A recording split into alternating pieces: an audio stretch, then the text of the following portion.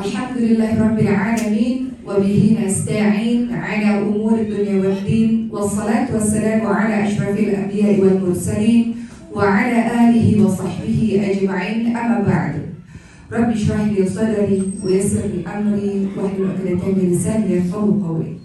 Yang saya cintai suami saya harus disebutkan yang paling utama, yang selalu menemani, dan masya Allah karena salah satunya beliaulah yang membuat saya wasilah beliau akhirnya bisa bertemu Bapak dan Ibu semua yang ada di sini. Terima kasih juga kepada Bapak Arif dan juga Ibu Ina. Oh di belakang Bu Ina, masya Allah.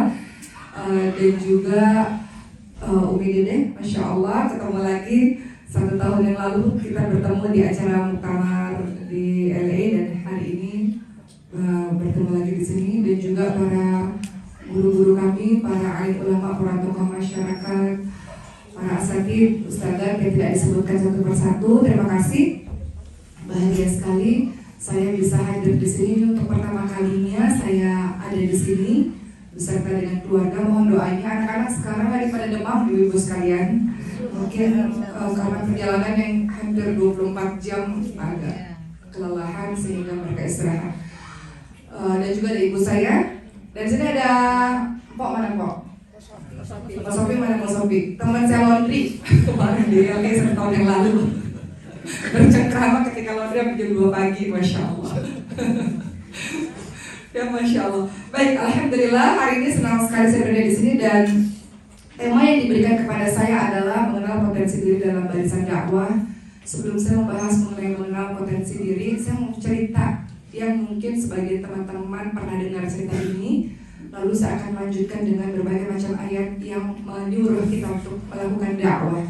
Jadi dakwah itu bukan tugas ustadz-ustadzah berdiri di atas podium menyampaikan dengan kata-kata, tidak hanya sekedar sebatas itu, tapi dakwah adalah tugas seluruh umat Islam hambanya Allah Subhanahu wa Ta'ala.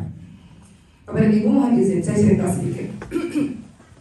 Tahun 2008, belasan tahun yang lalu, Allah takdirkan saya untuk lolos audisi film Ketika Cinta Bertasbih, sebuah film yang novelnya saya baca sejak saya SMA ketika saya berada di rumah sakit merawat ibu saya. Karena alhamdulillah ibu saya Allah karuniai penyakit autoimun yang bernama pemphigus vulgaris, yang ketika kulitnya melepuh, maka ketika beliau pakai baju, maka kulitnya pun ikut terancam kalau bajunya dilepas. Begitulah kira-kira, seperti itulah mengerikannya penyakit itu.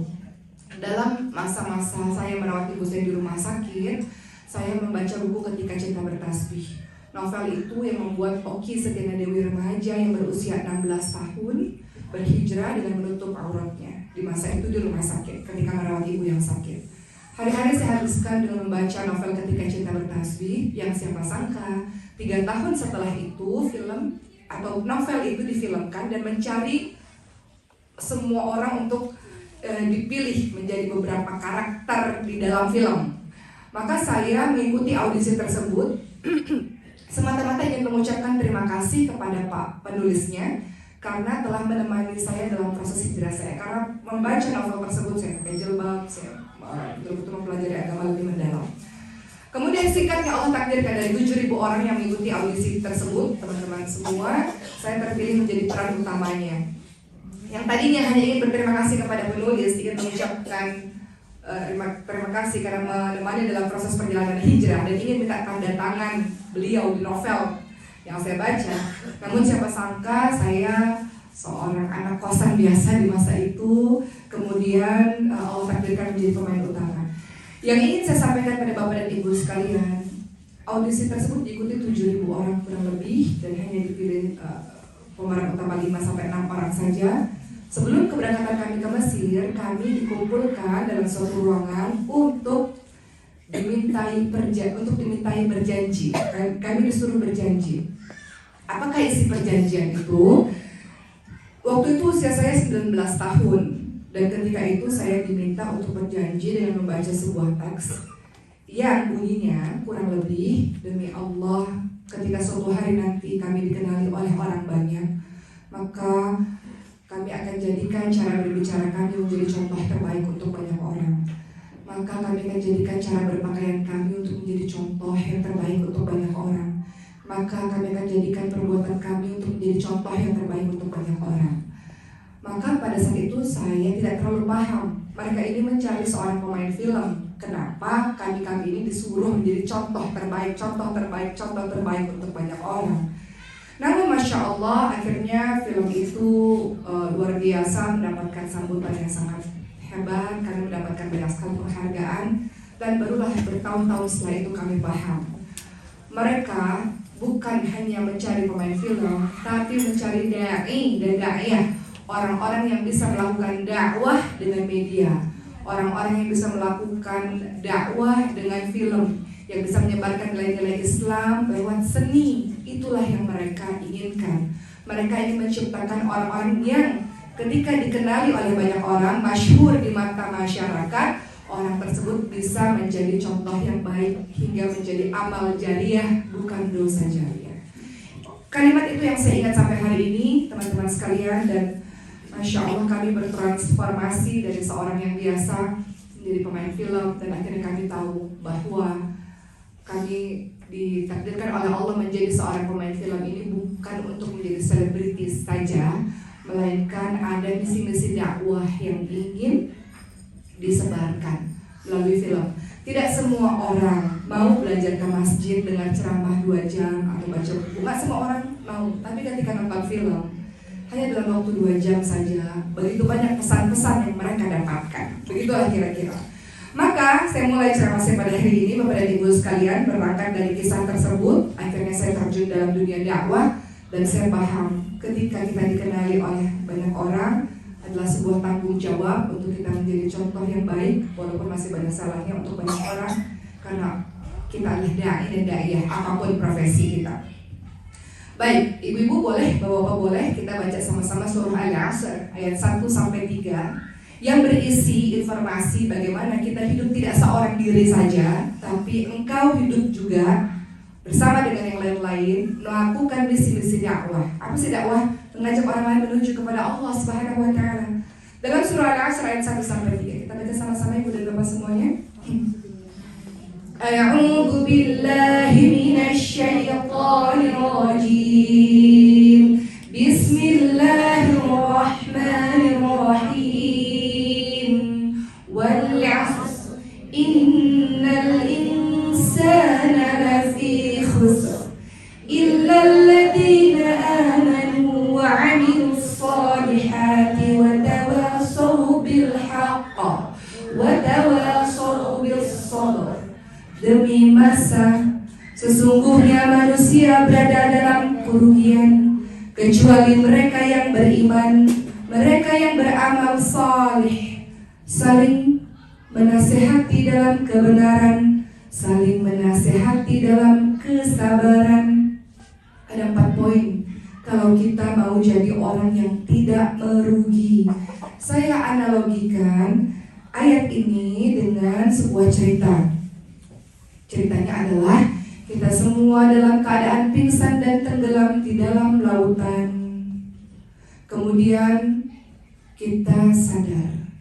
Beriman itu artinya sadar. Demi masa, sesungguhnya manusia berada dalam kerugian kecuali mereka yang beriman. Beriman itu artinya sadar. Kita bangun dan kita terkejut, ya Allah, ternyata selama ini saya tenggelam dan pingsan di dalam lautan yang begitu dalam. Maka ketika sadar, apa yang harus dilakukan? Beriman dan beramal soleh. Beramal soleh itu kita melakukan kebaikan, kita menyelamatkan diri kita. Dan ketika kita sadar dari lautan yang dalam, maka kita bangun, kita berenang ke atas, saling menasehati dalam kebenaran. Ketika kita berenang ke atas seorang diri, kita lihat ke bawah. Ya Allah, ada anakku di situ, ada suamiku di situ, ada istriku di situ, ada ibuku, ada teman-temanku, semuanya pingsan dan tenggelam di dalam lautan. Akankah kita naik ke atas sendirian? Apa yang ibu lakukan? Apa yang bapak lakukan? Apakah naik ke atas sendirian atau turun lagi ke bawah untuk membangunkan mereka? Kenapa kita turun ke bawah untuk membangunkan mereka? Karena kita mau sama-sama, selamatnya sama-sama. Kenapa? Karena kita cinta dan peduli kepada mereka. Betul nggak? Kalau nggak peduli, urusan dia, itu nggak peduli. Nggak ada cinta namanya. Terserah dia mau tenggelam, anak saya mau tenggelam, pingsan kayak suami saya, ibu saya, terserah. Itu namanya gak peduli, itu namanya gak cinta, dan itu gak mungkin. Kita punya anak, kita punya orang tua, kita punya keluarga. Ketika kita lihat mereka tenggelam dan pingsan dalam lautan yang dalam, pasti kita cinta, kita peduli, kita bangunkan mereka. Yang tadinya kita seorang diri gak bisa, saya harus bangunkan mereka. Saling menasehati dalam kebenaran. Wahai saudara-saudaraku, anakku, ibuku, ayahku, suamiku, semua yang kucintai, bangun. Engkau semua dalam keadaan tenggelam dan pingsan, bangun, semuanya bangun. Ketika semuanya bangun, kemudian saling bergandengan naik ke atas, berenang sama-sama. Tiba-tiba di tengah perjalanan menuju ke atas, ada yang mengatakan, saya capek, saya gak mau ke atas, biarkan saya seorang diri, biarkan saya tenggelam saja, gak usah lagi peduli kepada saya capek ke sana. Kemudian kita katakan, watawassaw bil haqq watawassaw bis sabr. Saling menasihati dalam kebenaran, saling menasihati dalam kesabaran. Sabar saudaraku, sabar.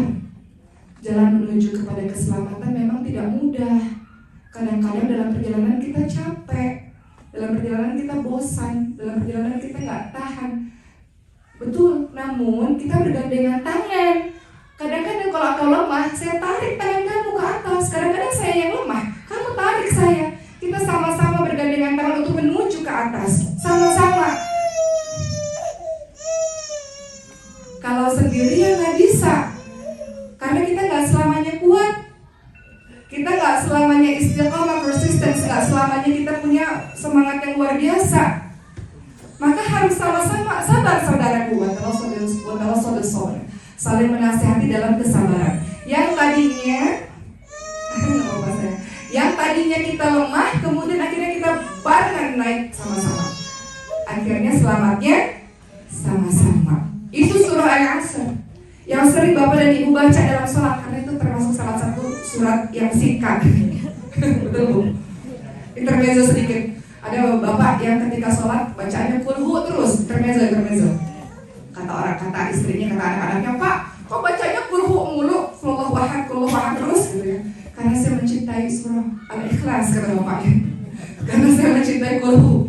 Taunya apalnya cuma kulhu doang ya. Intermezzo ya Bu.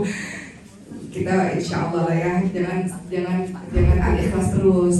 Beda-beda, walaupun ada di zaman dulu orang yang baca surah Al-Ikhlas masuk surga karena Al-Ikhlasnya, tapi kita beda-beda ya. Termasuk Al-Asr yang paling digemari karena paling singkat juga salah satunya. Baik, kembali lagi.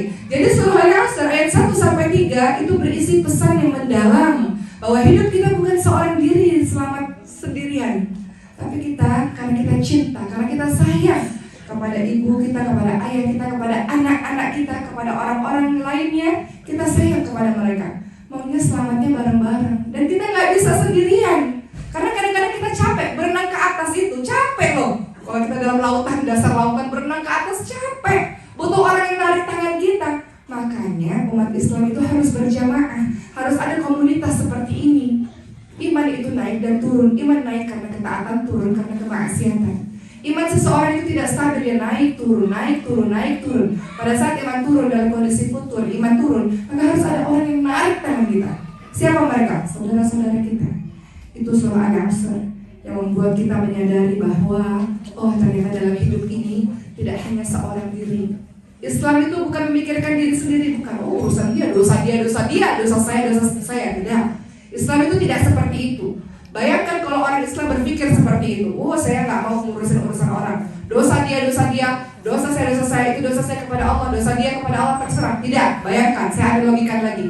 Kalau kita hidup atau kalau kita tinggal di satu perahu bareng-bareng, bersama-sama, tiba-tiba ada orang yang bolongin kapal, iseng aja bolongin kapal. Kemudian kita bilang, itu sih urusan dia, saya nggak mau ikut campur urusan dia. Ngapain saya sibuk-sibuk ngurusin orang lain? Itu kira-kira air yang masuk ke dalam perahu menenggelamkan siapa saja, ibu semua, bapak-bapak sekalian? Apakah menenggelamkan orang yang membolongi kapal saja, atau menenggelamkan semua orang yang berada dalam kapal tersebut, dalam perahu tersebut? Semuanya? Kenapa? Karena ada orang baik di situ, ada orang cerdas di situ, nggak nasehatin orang yang berbuat salah. Makanya terkenanya semuanya. Apa gunanya ada orang baik di situ? Engkau sadar kenapa kau tidak ingatkan temanmu yang ketika dia berbuat salah. Itu namanya dakwah, mengingatkan orang lain, mengajak orang lain menuju kepada Allah Subhanahu wa taala. Kita lihat dalil yang lain. Bagaimana diperintahkan dalam surah Luqman ayat 17 misalnya. Ada kalimat a'udzu billahi minasyaitonir rajim. Ya bunayya aqimus shalah wa'mur bil ma'ruf wanha 'anil munkar wasbir 'ala ma asabak inna dzalika min 'azmil umur. Luqmanul Hakim adalah seorang yang bijaksana yang namanya diabadikan di dalam Al-Quran. Beliau banyak menasihati anaknya. Salah satu yang beliau nasihati, wahai anakku sayang, dirikanlah sholat dan suruhlah manusia mengerjakan perbuatan yang baik, dakwah nih, dan cegahlah manusia mengerjakan perbuatan-perbuatan yang mungkar, dan bersabarlah terhadap apa-apa yang menimpa kamu. Sesungguhnya yang demikian itu termasuk hal-hal yang diwajibkan oleh Allah Subhanahu wa taala. Dalam surah Luqman ayat 17, suruhlah orang-orang, wahai anakku sayang, untuk menuju pada kebaikan, mencegah pada kemungkaran. Jadi nggak ada orang Islam itu urusan saya, nggak begitu. Kata Rasulullah SAW, kalau engkau melihat perbuatan-perbuatan yang buruk, ini tuh harus ditumbuhkan pada diri seorang Muslim, bukan pribadi-pribadi yang cuek, bukan. Karena dia cinta pada saudaranya. Rasulullah kalau nggak ada cinta, nggak bakalan berdakwah. Betul nggak ibu sekalian? Kata Rasul, ngapain? Kalau misalnya Rasul nggak punya cinta sama kita nih, nggak mungkin Rasul berdakwah, nggak mungkin Islam sampai pada kita di hari itu. Dakwah itu ada karena ada kesadaran dan ada cinta di sini. Itu dakwah.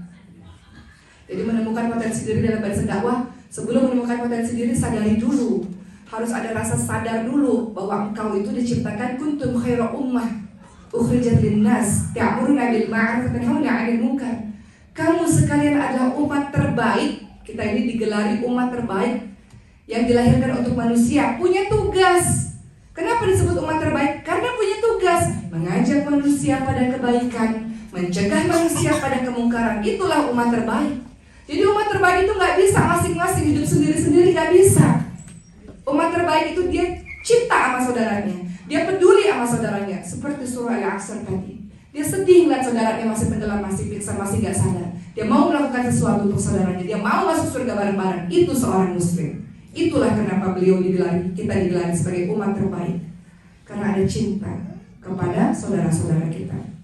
Kembali teman-teman sekalian, di antara bentuk cinta adalah menginginkan kebaikan pada orang lain sebagaimana kita ingin orang lain seperti kita.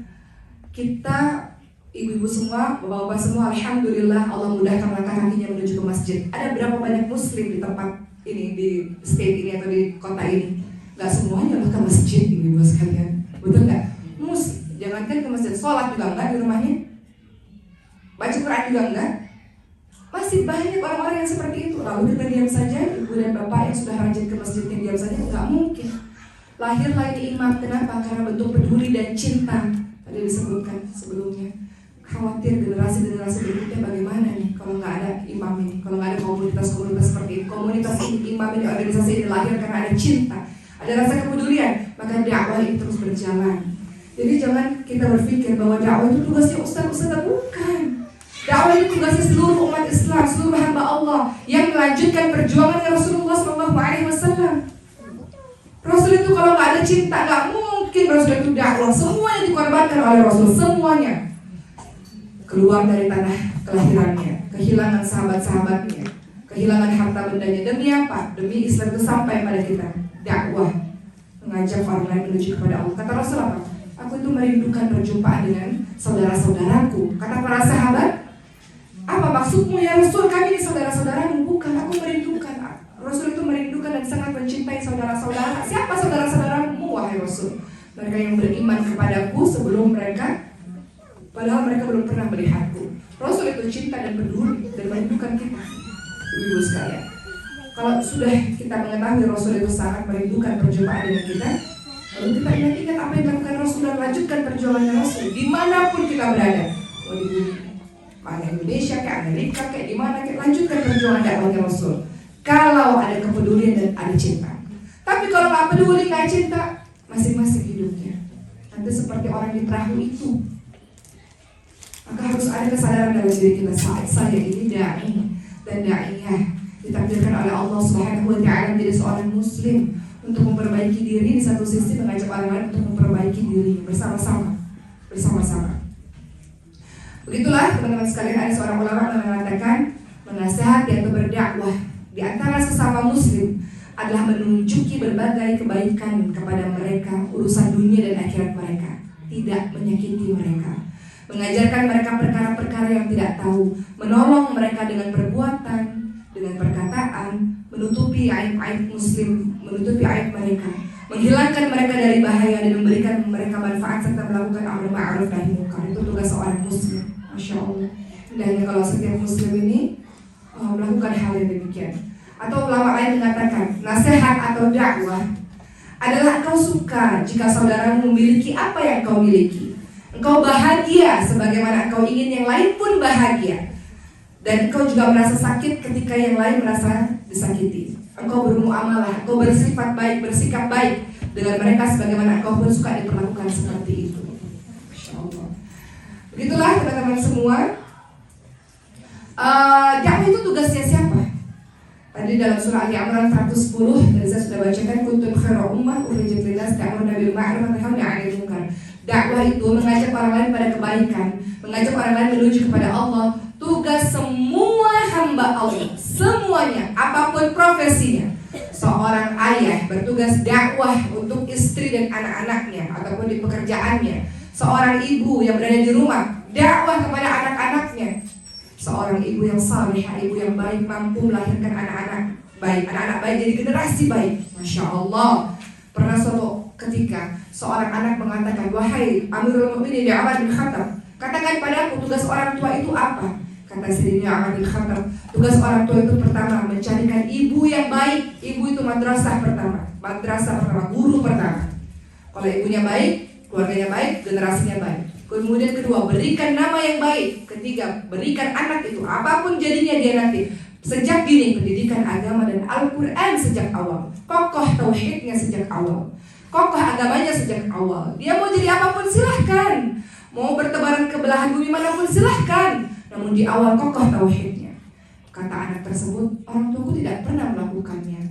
Kata Sayyidina Umar bin Khattab, orang tuamu telah durhaka kepada muslim, kau durhaka kepadanya.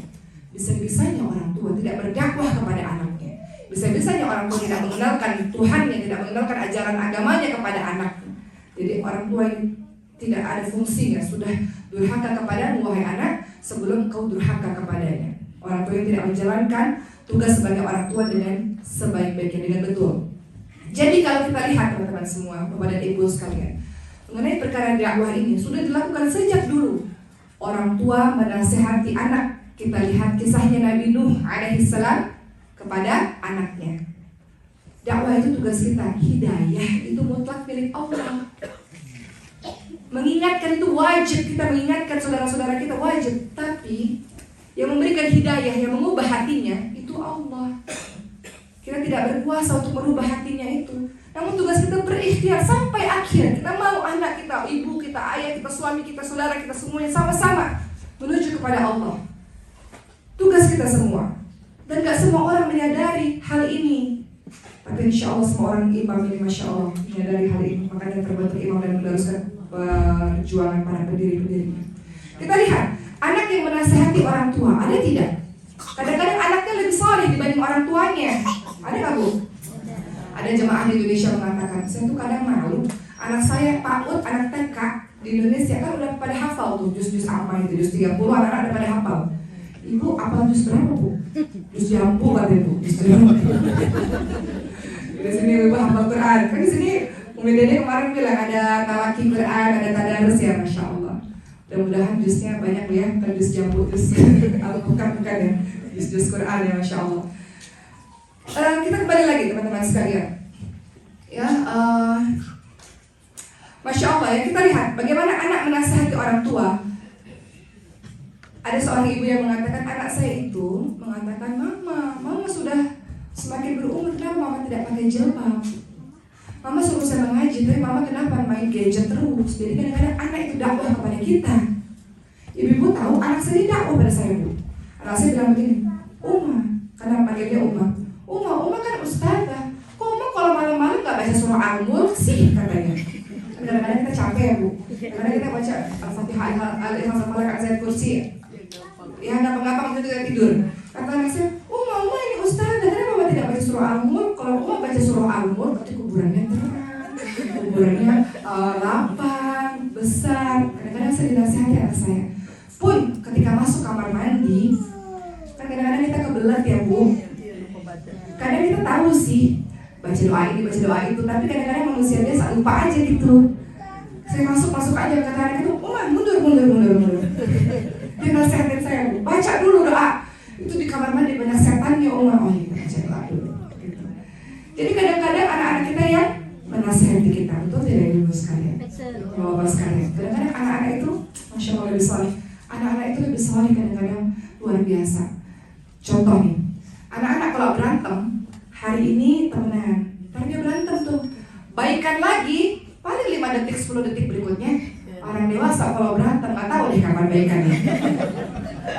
Bener gak Bu? Udah 7 turunan, dendam gitu ya. Kalau anak-anak bersih hatinya, masya Allah, mudah memaafkan. Jadi anak-anak ini kadang-kadang dia yang menasihati kita. Jangan ngambekan. Anak-anak masya Allah bersih hati, memaafkan. Kadang-kadang kita belajar dari anak-anak. Ibu udah bertahun-tahun masih aja ribut, zaman ini masih ribut aja, ya. Ya, jadi kembali lagi, anak menasihati orang tua. Siapa? Contohnya Nabi Ibrahim alaihissalam kepada ayahnya. Ada lagi, suami menasihati istri. Ada nggak di sini? Suaminya yang lebih soleh menasihati istrinya. Kisah dari Nabi Lut alaihissalam kepada istrinya. Ada lagi kisah istri yang menasihati suami. Saya nggak tahu kalau di Amerika, tapi kalau di Indonesia biasanya ibu-ibunya yang rajin banget ngaji. Rajin banget. Ibunya ya Allah, udah kayak minum obat. Ngaji itu kayak minum obat, sehari 3 kali. Ngaji mulu, majelis taklim terus, masya Allah. Kadang-kadang suaminya nih yang perlu didakwahi. Ya Allah, ternyata paling susah itu dakwah kepada keluarga sendiri. Karena para ibu di sana ya. Ya Allah, suami saya ya Allah, gak pernah sholat di masjid ya Allah. Suami saya ya Allah, gak pernah baca Quran ya Allah. Banyak tuh curhatan-curhatan ibu yang begitu tuh. Kayaknya di sini juga ada deh. Gak ada ya? Banyak soleh yang insya Allah. Ya, sabarlah ibu yang Allah pilih untuk berdakwah kepada beliau insya Allah. Contohnya siapa? Asiyah kepada Firaun. Ya, bagaimana seorang istri yang mengingatkan suaminya. Kakak beradik saling menasihati. Contohnya Habil menasihati Qabil, atau Rasulullah SAW yang menasihati pamannya Abu Thalib. Namun kesemua orang ini sudah dinasihati, diingatkan, didakwahi, namun hidayah mutlak milik Allah Subhanahu wa Ta'ala. Jadi mintalah kepada Allah untuk membuka hatinya. Yang penting tugas kita sudah kita jalankan. Tugas mengingatkan itu tugas kita wajib. Hidayah mutlak dari Allah Subhanahu wa Ta'ala. Teman-teman lihat dalam surah Al-Qasas ayat ke-56, Allah Subhanahu wa Ta'ala berfirman, sesungguhnya kamu tidak akan dapat memberi petunjuk kepada orang yang kamu kasihi, tetapi Allah lah yang memberikan petunjuk kepada orang yang Allah kehendaki. Dan Allah lebih mengetahui orang-orang yang mau menerima petunjuk.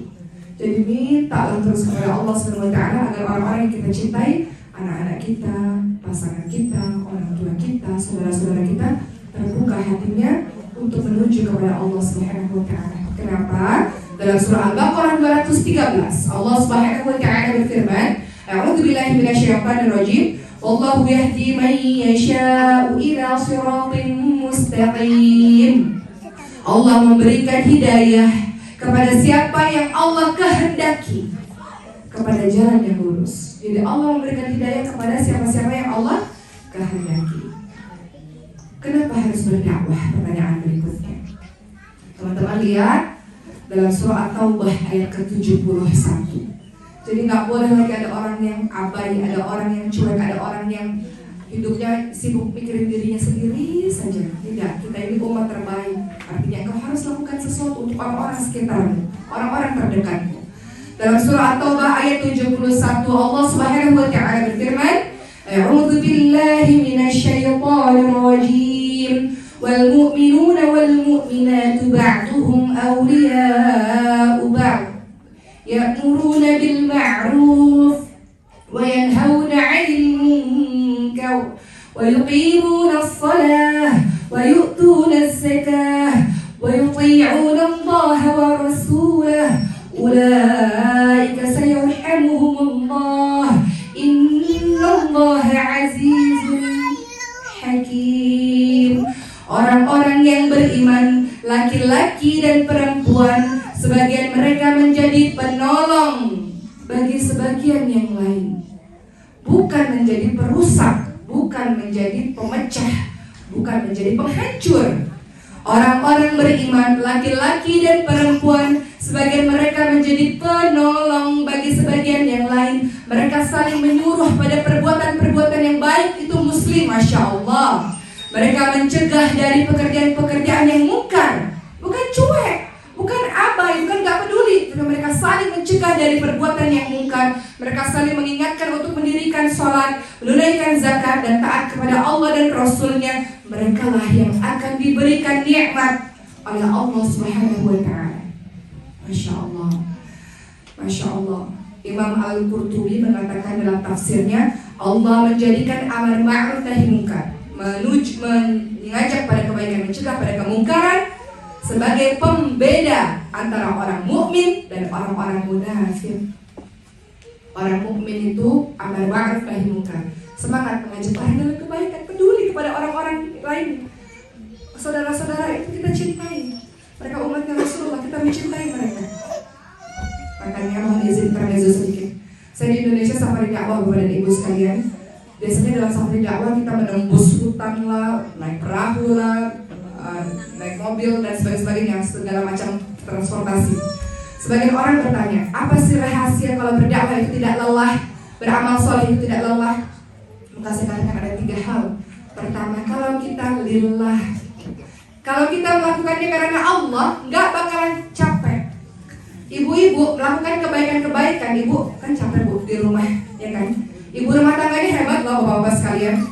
Bisa chef, bisa tukang pijit, bisa menteri keuangan, orang finance, bisa. Apalagi bu, cleaning service, bersih-bersih rumah, bisa juga. Driver, kalau di Indonesia jadi Gojek kan? Bisa.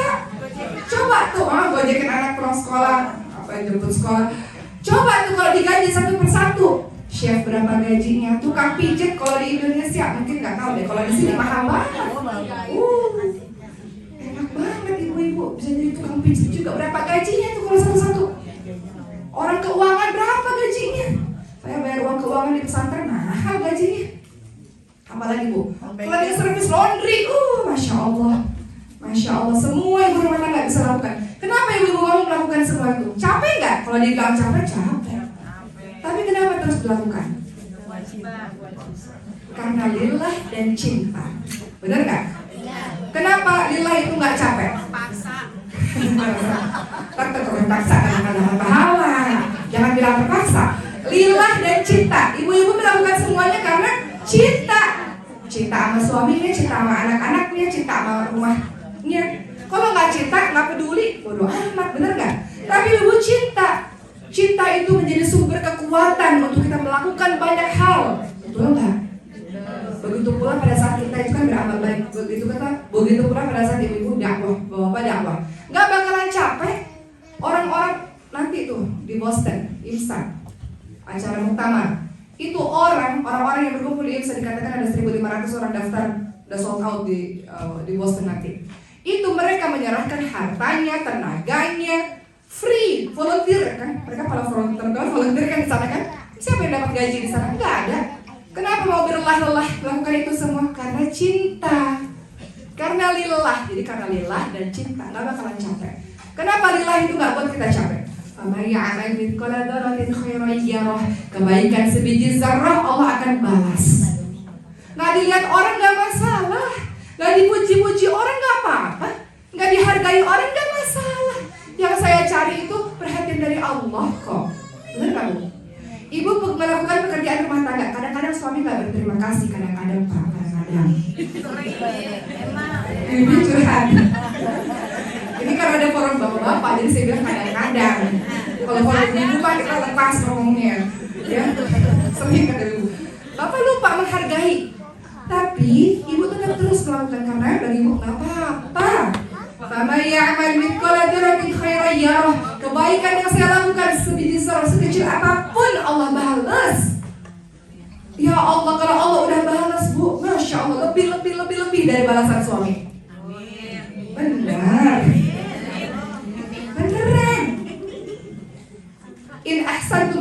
li anfusikum. Perbuatan baik yang kau lakukan kembali untuk dirimu sendiri. Wa in asatum falaha. Kejahatan yang kau lakukan kembali juga untuk dirimu sendiri. Jadi kita berbuat baik, kita dakwah bukan untuk mendapatkan pujian, penghargaan, bayaran dari orang-orang kecil. Kalau orientasinya hanya itu. Tapi kalau lillah, masya Allah, lillah itu membuat kita berenergi. Karena semua yang kita lakukan kembali untuk diri kita. Yang kita lakukan itu mendapatkan pahala untuk diri kita. Kemudian kita cinta. Dakwah, amal soleh, perbuatan baik. Bapak-bapak mencari nafkah, bekerja. Capek nggak? Capek. Tapi kenapa terus bersemangat dilakukan? Karena cinta kepada keluarganya, kepedulian kepada keluarganya. Ibu-ibu juga begitu. Capek di rumah. Ya Allah, pekerjaan yang tidak ada jam kerjanya, ibu rumah tangga. Tidur paling malam, bangun paling pagi.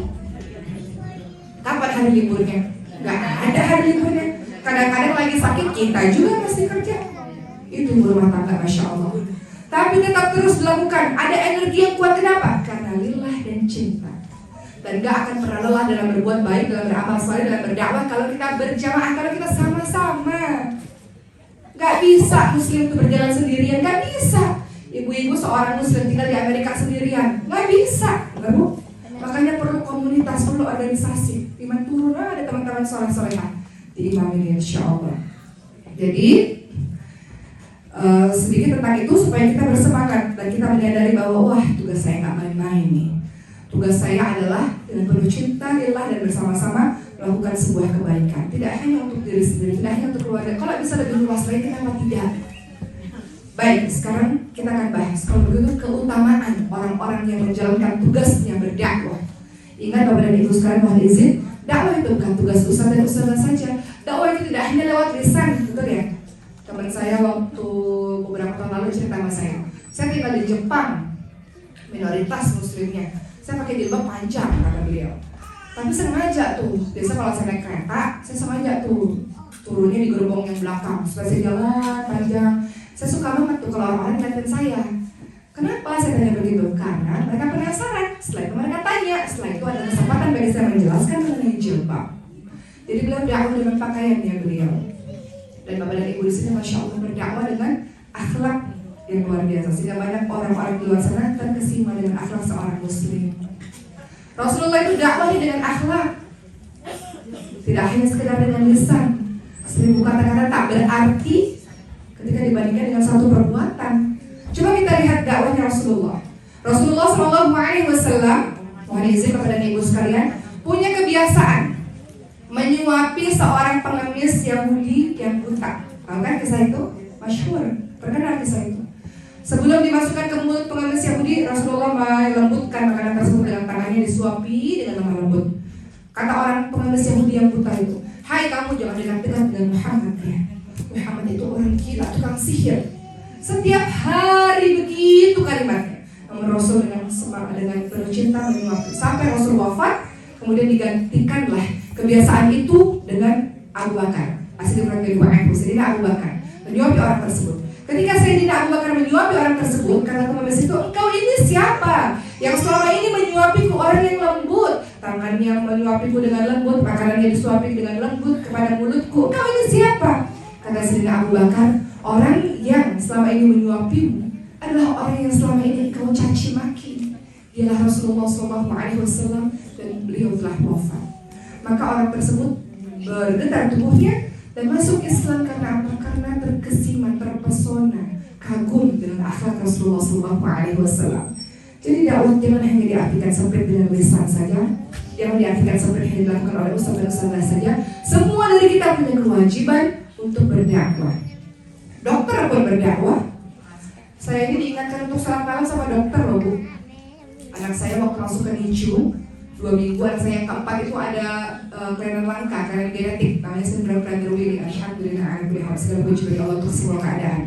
Ketika di NICU saya nangis-nangis karena dokter Ibu Oki, daripada Ibu nangis-nangis terus, lebih baik Ibu terus berdoa kepada Allah SWT di sepertiga malam terakhir agar Allah mampukan kami para dokter menemukan penyakit anak Ibu ini apa.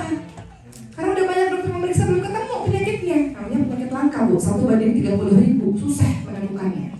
Jadi dokter ini menasihati saya, Masya Allah, dokter ini telah berdakwah kepada saya. Jadi semua profesi itu bisa berdakwah, Masya Allah. Kita ini diciptakan untuk mewarnai, bukan diwarnai. Betul Bu? Teman-teman banyak bercerita begini. Dulu waktu di Indonesia di pesantren, datang ke Amerika itu buka jilbabnya katanya. Itu namanya terwarnai. Harusnya mewarnai, tapi dia terwarnai, dia diwarnai. Salah. Harusnya kita mewarnai, bukan kita yang terikut, kita yang membuat mereka pada akhirnya mengikuti. Pelan-pelan tentu saja. Baik, saya akan bahas dulu apa sih keutamaan orang-orang yang berdakwah, orang-orang yang mengajak orang lain pada kebaikan. Pertama, orang-orang yang berdakwah itu adalah umat terbaik. Dalilnya dalam surah Al-Imran 110 tadi saya sebutkan. Kedua, orang-orang yang berdakwah mengajak orang lain pada kebaikan adalah mereka yang memegang perkataan terbaik, lisannya tulisan yang terbaik. Dalam surah Fussilat ayat ke-33, Allah Subhanahu wa taala berfirman, "Siapakah yang lebih baik perkataannya daripada orang yang menyeru kepada Allah? Mereka mengerjakan amal-amal yang saleh dan berkata, sesungguhnya aku termasuk orang-orang yang menyerahkan diri." Jadi orang yang melakukan dakwah dengan lisannya dan perbuatannya, dia memegang perkataan yang terbaik. Ketiga, pastinya dia mendapatkan pahala dari orang yang mengikuti dia tanpa mengurangi pahala mereka. Apa maksudnya? Dalam hadis riwayat Muslim disebutkan, barang siapa yang menunjuki kepada kebaikan, maka dia akan mendapatkan pahala seperti pahala orang yang mengerjakannya. Waktu saya main film Ketika Cinta Bertasbih, film itu kan Masya Allah booming di tahunnya. Sampai sekarang ya Allah, itu film udah belasan tahun Bu. Kemarin saya dakwah di Malaysia, tetap aja diputer itu musik Ketika Cinta Bertasbih. Dalam hati saya, ini perasaan film udah belasan tahun lalu, orang masih ingat aja film ini.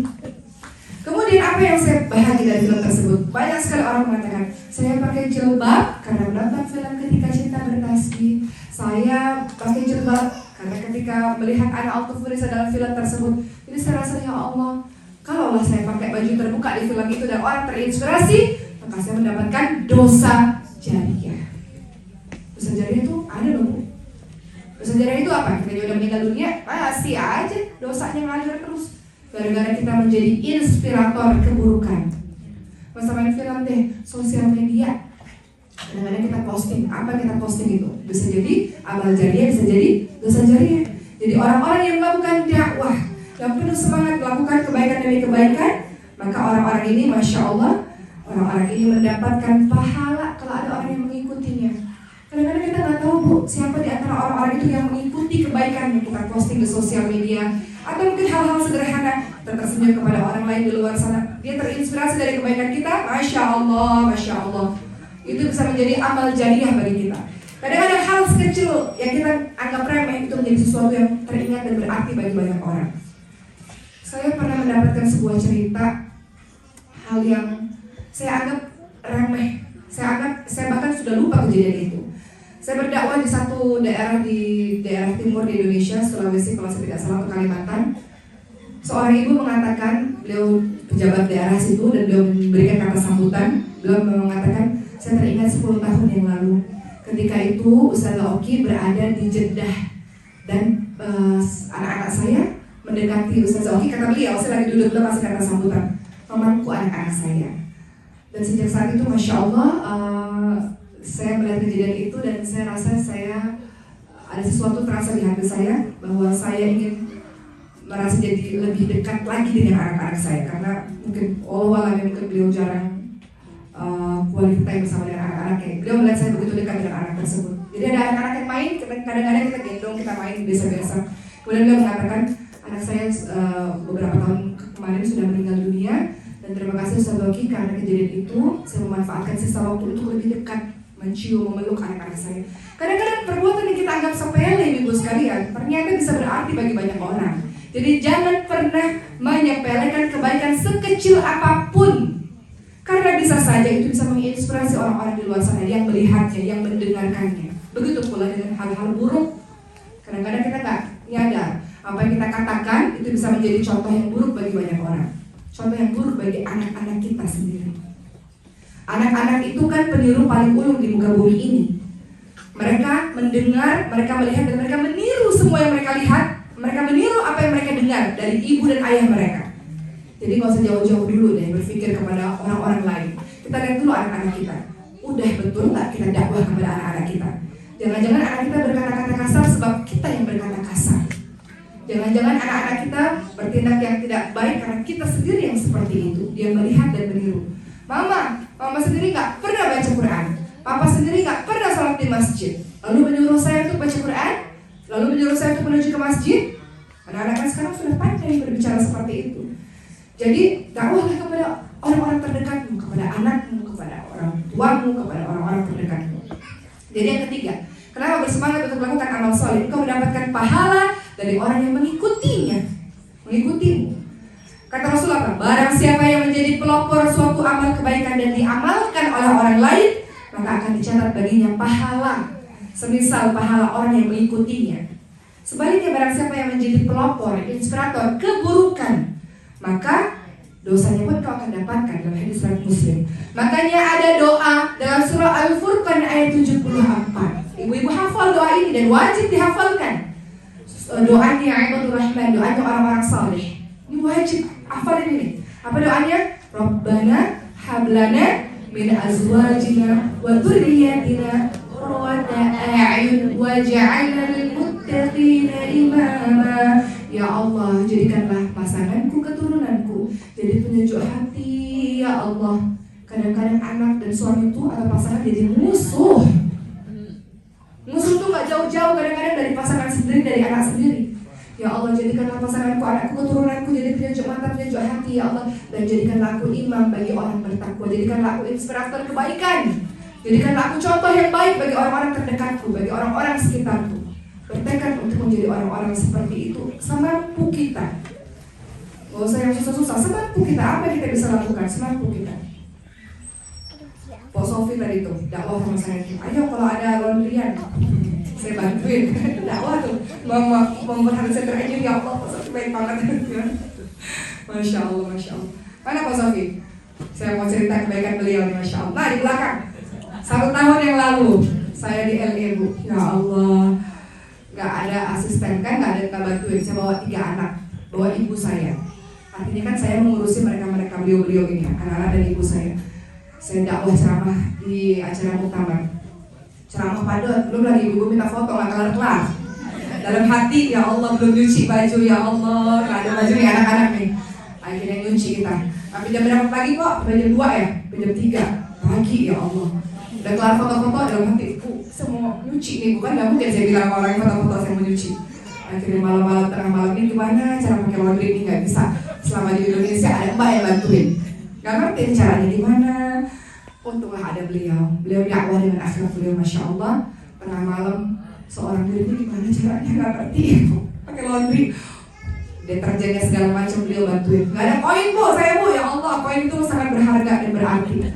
Masya Allah. Itu jasa beliau saya gak pernah lupain. Sampai hari ini ketemu lagi sama Pak Sofi di sini, ya Allah. Itu jasa beliau saya gak pernah lupain sampai seumur hidup kayaknya ya. Malam-malam, Masya Allah. Anak saya gak punya pakaian, besok beliau aja bantuin saya laundry. Malam-malam, sampai ngantuk-ngantuk beliau jagain. Pak Sofi, anak-anak saya gak ada yang jagain di kamar, boleh gak jadi bentar aja laundry saya. Terus saya balik lagi jagain pakaian saya, Bu. Masya Allah ya. Jadi Masya Allah, dakwah dengan perbuatan. Kadang-kadang mungkin Mas Sofi juga udah lupa kejadian itu, tapi bagi orang lain, bagi saya teringat terus kejadian itu. Jadi begitu pula dengan kita, teman-teman semua. Kita ini mau jadi orang yang lakukan sebuah perbuatan-perbuatan baik, insya Allah. Dan jangan pernah meremehkan perbuatan baik sekecil apapun itu, karena bisa saja itu menjadi sesuatu yang berkesan di hati setiap orang. Dan orang itu mendoakan kita, orang itu kemudian melakukan kebaikan itu sehingga menjadi amal jariah bagi kita, Masya Allah. Kemudian yang keempat, apa sih keutamaan orang-orang yang berdakwah supaya kita ini semangat dalam kehidupan ini? Hidup ini gak melulu soal diri sendiri, gak melulu soal anak kita saja, enggak. Hidup ini soal kebermanfaatan. Kata Rasulullah, khairun nas anfa'uhum linnas. Sebaik-baik orang adalah orang yang bermanfaat untuk orang lain. Ketika punya ilmu apapun itu, berikan kepada orang lain. Makanya para dokter itu, ada yang dokter dibayar, ada yang mereka acara-acara amal. Betul kan Bu ya?